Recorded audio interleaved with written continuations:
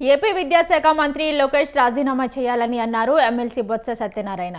DSC నిర్వహణలోని అవకతవకలు జరిగాయని, దానికి బాధ్యత వహించి వెంటనే వైదొలగాలని డిమాండ్ చేశారు. డిఎస్సి పేరుతో నిరుద్యోగుల జీతాలతోటి కూటమి ప్రభుత్వం ఆటలాడుకుంటుందని ఆయన ఆరోపించారు. ప్రభుత్వ ఉత్తర్వులను మారుస్తూ అభ్యర్థులను అయోమయానికి గురి చేస్తున్నారని ఆయన అన్నారు.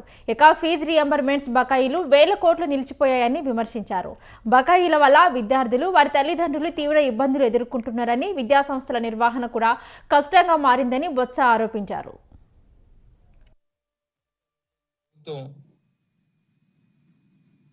ఏం మొరకబెట్టిందో, ఏ విధంగా తుట్లు పడుతుందో విషయాన్ని మీకు చెప్తాను. ఊరికి నన్ను వచ్చి సంబరాలు, దేనికి సంబరం? దేనికి తప్పు కాదు, మంచిదే. ఇష్టం ఏదైనా చెప్పినప్పుడు చేసినప్పుడు దానికి మాది అని కమిట్మెంట్ తో చెప్పి జరిగిన సమస్య చెప్పి చేస్తే పర్వాలే. నేను చెప్పడానికి ఏముంది మీ దగ్గర? చేయలే.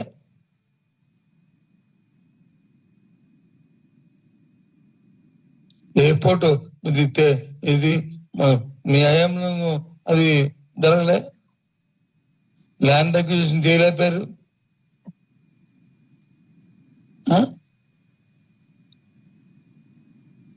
తర్వాత వచ్చిన ప్రభుత్వం ఆ కార్యక్రమం రేపు ప్రధానమంత్రి గారు అయిపోయిన తర్వాత చెప్తుంది. ఎందుకంటే ప్రధానమంత్రి గారు అంత వ్యక్తి ఇక్కడ వస్తున్నప్పుడు మనం దాని గురించి మనం మాట్లాడకూడదు. అందరం సంతోషించాలి, అందరూ స్వాగతించాలి. అందుకే నేను దానికి వెళ్ళట్లే. కానీ అన్న ఈ ఊరేగింపులు, ఈ అట్టాసాలు చూసిన తర్వాత ఏదో అనిపించి మీకు మాట్లాడుతున్నాను. ఓటదాత అయిపోయిన తర్వాత అప్పుడు మళ్ళీ ప్రెస్ మీట్ బహిరంగ సభ అక్కడ పెట్టి బహిరంగ సభనే చెప్తాను విషయం ఏంటనేది. ఈ కార్యక్రమం ఇది ఈ ప్రభుత్వం తాలూకా తత్వంగా.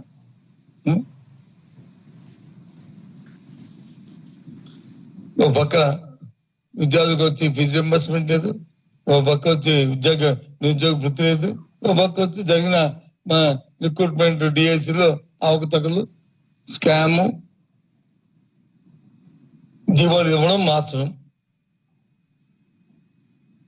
ఇవన్నీ.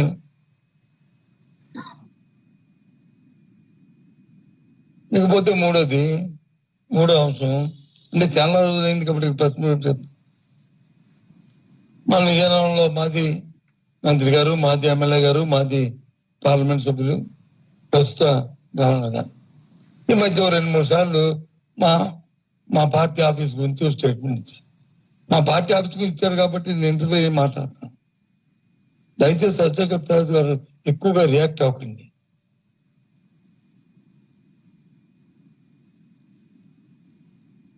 గురువింద కింద మచ్చు తాలూకా తత్వం వద్దు. ఈ కింద మచ్చ చూసుకోండి. తల్లుకున్నామంటే కాదు. విజయనగరంలో పూర్వం నుంచి ఉన్న అన్ని కూడా మహారాజా గారి పేరు మీద ఉన్నాయి. గౌరవానికి అందరం దాన్ని ఒప్పుకున్నాం, అందరం అంగీకరించాం. కానీ తర్వాత రాజభరణ ప్రజాస్వామ్యంలో రాజభరణాల రద్దు వచ్చింది.